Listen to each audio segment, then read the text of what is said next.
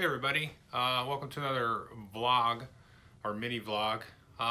This one's a little different. I've been thinking about this for like the last month or so, and this last March I think was my 10th anniversary. I'd been doing the drive-through games slash drive-through review channel for 10 years.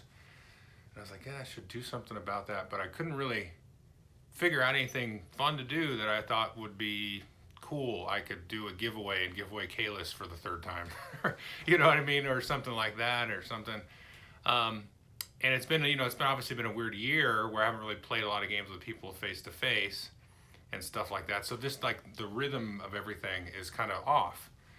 And anyway, so one thing that's been like kicking around my head, and it kind of was crystallized for me by people that will explain it better than me. I was listening to the most recent Ludology. If you're listening to this in the future, it's called the Gaming the System episode. They talk about a whole bunch of topics, lots of stuff. They kind of go all over the place. But one of the hosts, Gil Hova, mentioned something called games as a hologram.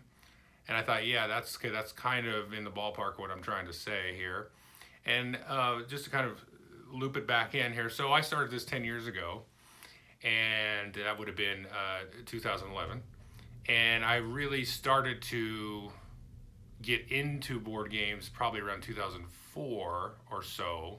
Obviously, kind of slowly over time to the point where I developed, I'm like, well, I'm going to make a YouTube channel. Like a dork. Anyway, but really I've been playing games, my whole life. I played Monopoly and all that stupid stuff when I was a kid, and other fun, cool board games that I would still play today. So over this period of time, especially the last 10 years, I've been changing what I play, like the style of game that I get into. Like I really got into some of those, they wouldn't even really call them Euros now, they'd call them like German games back in the early 2000s, right? And then now there's Euro games, and because there is kind of a difference between German and Euro if you're going to be real, whatever, pedagogical about it. I play more Ameritrash stuff, which I played actually when I was in junior high kind of thing, and I played a lot more miniature games, especially the last 5 years. So there's two things that I kind of wanted to make a point here, and I'll try to keep this under 5 minutes, is I have really enjoyed branching out and stretching and playing different stuff.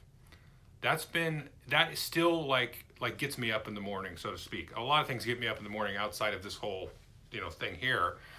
But one of the things in terms of the gaming that gets me up in the morning is looking for that kind of unexpected thing. Like I did not expect to be so big into something, Warhammer-ish, like I am with Warhammer Age of Sigmar. Like it's not something that when I started this 10 years ago, that was not even the beginning of a thought.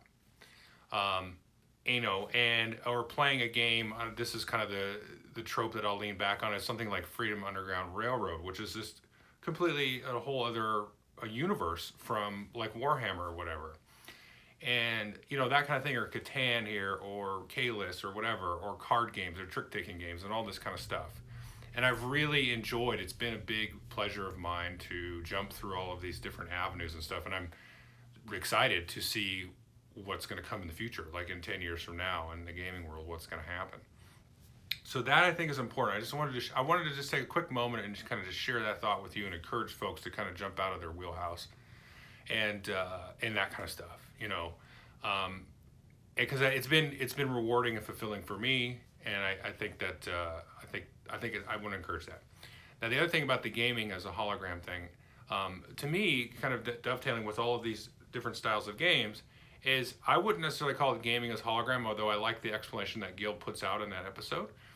To me, games are like a kind of sorcery in a way, like a real sorcery, like a social love sorcery or something. Like, that's very hippie, but I'm not trying to be hippie here. So in terms of like language of how people communicate, so you've got written word, you got movies, you got music, you got all this stuff, and then you've got games, which really don't confine themselves, again, to a particular type of thing. It's not always a game where you open up a box and you put pieces on the table and move them around. It could be a setting of just kids walking down the street, jumping over cracks, or playing hopscotch, or whatever, or different things like that.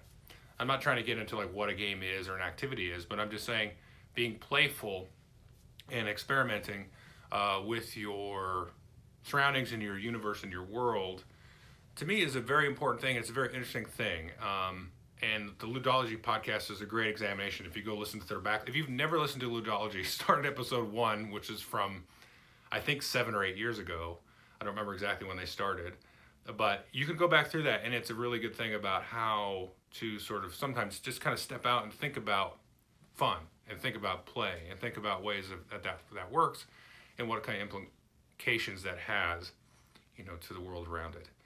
So for me, I just wanted to mark this time because I couldn't figure out like some kind of marketing-ish kind of friggin' event or something, but I wanted to mark it because I've been doing it 10 years and it's been a while, and my life has changed and grown in a personal way and in a career way at work and all that stuff too. But with this channel, I just wanted to kind of mark it and just say hello to everybody.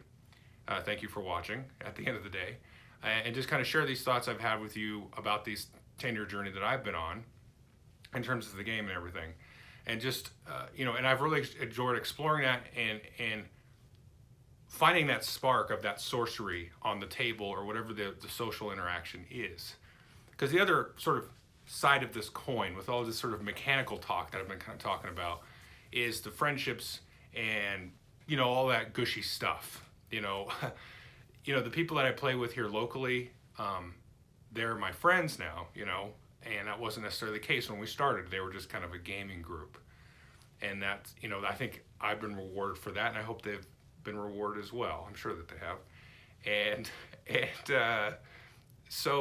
also my friends, that I've made, through the channel and stuff, and other content creators and other you folks that watch, whether I engage, certain people, they like to comment on my channel or on my Facebook, and, there's a kind of little bit of a friendship there. There's a start of something maybe, or just, that kind of basic online acquaintance thing. That's a very nebulous thing.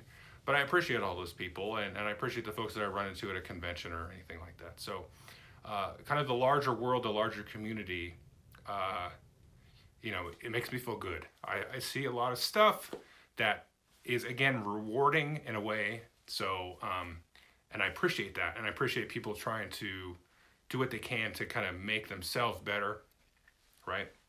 And then kind of, in turn, hopefully make the community better, make it a better place to be for everybody. So that's something that I've really liked. I know it's been a struggle, and I've struggled with it, but my struggles are nothing compared to a lot of people. But, everybody does struggle to a degree. So I've appreciated that. So thank you. Thank you for the sorcery, and thank you for the hologram. All right, have a good one. See you in 10 years.